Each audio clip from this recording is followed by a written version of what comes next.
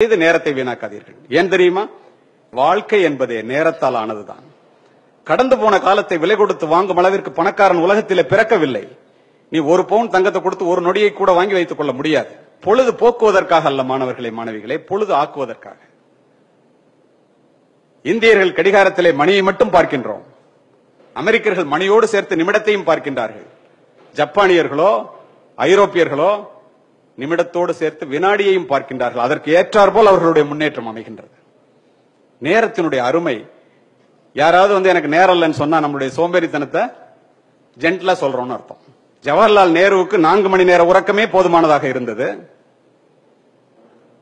இந்திரா காந்திக்கு 3 மணி நேர உறக்கமே போதுமானதாக இருந்தது. தாமஸ் ஆல்வா எடிசனுக்கு ஒரு ஆய்வுக்கும் இன்னொரு ஆய்வுக்கும் இடையிலே தூங்குவதே போதுமானதாக இருந்தது. நெப்போலியனுக்கு குதிரை சவாரி மீது தூங்குவதே போதுமானதாக இருந்தது. நமக்கு எல்லா கல்லூரிகளிலும் நான் சொல்லுகின்றேன், நேரத்தின் அருமையை மாணவர்கள் உணர வேண்டும் என்பதற்காக. 3 மணிக்கு எழுபவன் முனிவன், 4 மணிக்கு எழுபவன் ஞானி, 5 மணிக்கு எழுபவன் அறிஞன், 6 மணிக்கு எழுபவன் மனிதன், 7 மணிக்கு எழுபவர்கள் எருமை என்பேன்.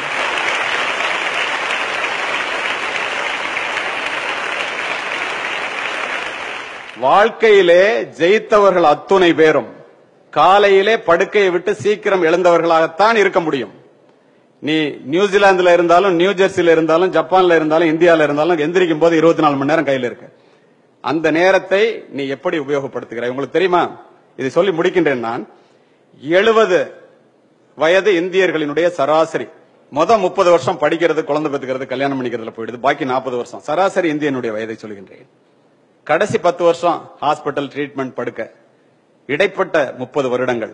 ஒரு வருடத்துக்கு 365 நாட்கள். 30 வருடத்திற்கு 10,950 நாட்கள். இதுல 950 நாள் நம்ம டிராவல்லையும் நம்மளுடைய சொந்த வேலைகளையும் போயிடும். பாக்கி 10,000 நாள், அதுல 5,000 நாள் தூங்குறதுல போயிடும். உங்களுக்கு இன்னும் கொஞ்சம் அதிகமாவே போயிடும்.